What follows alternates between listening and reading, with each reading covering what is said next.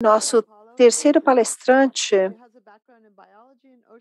Silvia Sartor, pesquisadora na Universidade de São Paulo, no Brasil, trabalha desde 1993 em geotecnologias e tem trabalhado no desenvolvimento de Atlas Santos Web. Ela falará sobre isso. Silvia Sartor.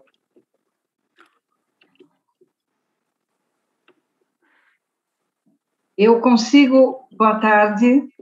Eu consigo compartilhar. Boas tardes.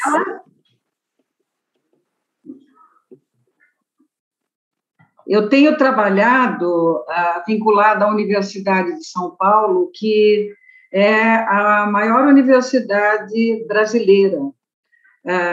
Dentro dessa universidade, nós temos alguns centros que trabalham com questões marinhas, e um deles se localiza na... Eu estou em dúvida se eu estou compartilhando a tela. Alguém pode me dizer? Podemos ver o CC. Ah, sim. Yes, we're seeing your screen and your slide. Bem, um desses centros fica na Baixada Santista, que é o litoral do estado de São Paulo, bem próximo à capital, que é São Paulo.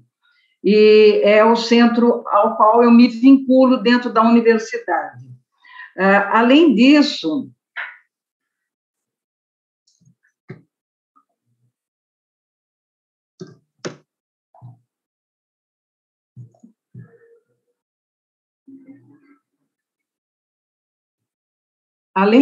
eu trabalho muito vinculada a comunidades ribeirinhas que vivem em áreas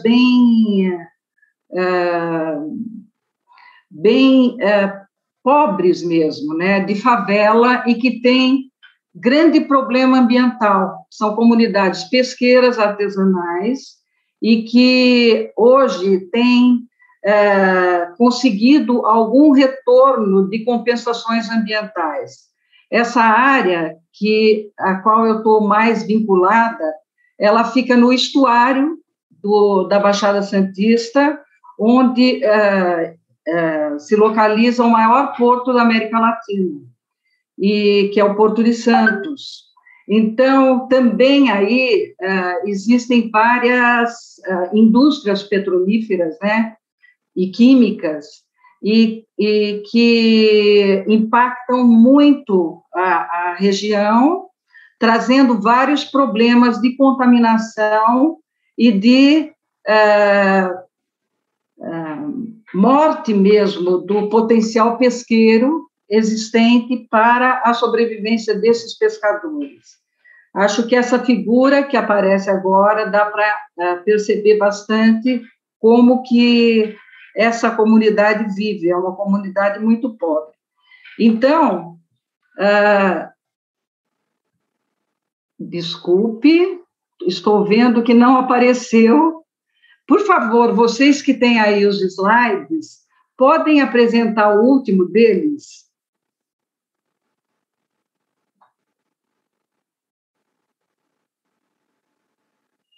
Sim, eu estou falando da representação dessa comunidade, né? Eu tenho atuado apoiando na elaboração de projetos para obter compensação ambiental a acidentes que ocorrem muito frequentemente nessa área. E, além disso, eu atuo também junto às áreas de proteção ambientais marinhas, como conselheira, e é um fórum bastante interessante para essa influência na governança com relação às áreas marinhas.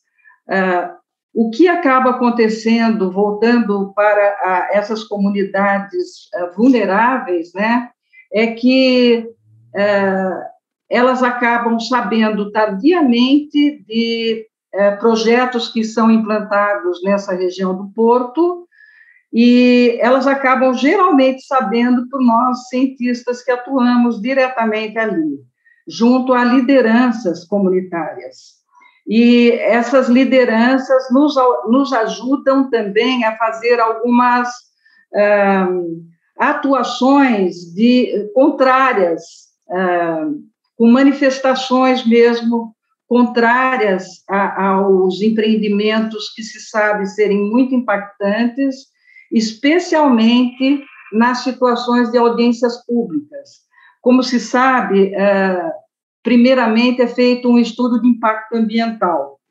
E quando esse estudo de impacto ambiental é apresentado para a comunidade, normalmente o que ocorre é que a comunidade não tem conhecimento para defender seus interesses.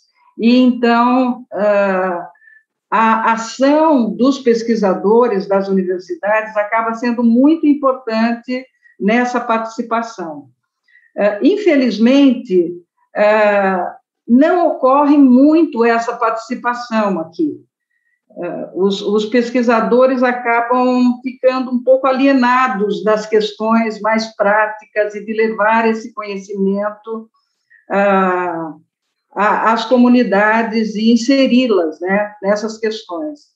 E acaba ocorrendo que algumas lideranças fazem esse papel, essas lideranças atuando com as lideranças comunitárias e indígenas também, trazendo a público questões gravíssimas que ocorrem nessa região e que acabam empobrecendo ainda mais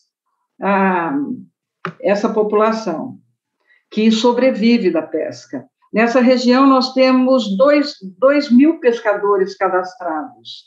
E, como vocês veem nessa imagem, um acidente provocou um acidente numa empresa em contêineres de combustível, causou um dano imenso, mas esses acidentes são muito comuns na área.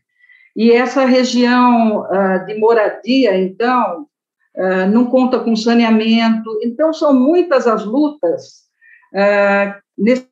necessárias para mudar esse quadro. Esses trabalhadores acabaram ocupando essa região porque eles vêm o Brasil tem dimensões continentais, né? E o que acaba acontecendo é que o Sul importa trabalhadores com mão de obra mais barata, por exemplo, nesse caso, para a construção das rodovias que ligam São Paulo a essa região da qual eu estou tratando. E esses trabalhadores, no momento que termina a obra, não existe uma política para auxiliá-los a ou se manter nesse lugar ou a voltar para suas regiões. E eles acabam ocupando regiões não habitadas, como é o caso dessa comunidade que ocupou uma área de manguezal. É muito comum. Mesmo quando a gente fala numa cidade que é considerada rica, que é um balneário importante para São Paulo, que é o Guarujá, metade da população vive em condição de favela. E hoje, com a política existente no Brasil, o empobrecimento, junto com a falta de atenção, para dizer o mínimo, com as questões ambientais, a gente só tem piorado, a desigualdade tem aumentado nesse país.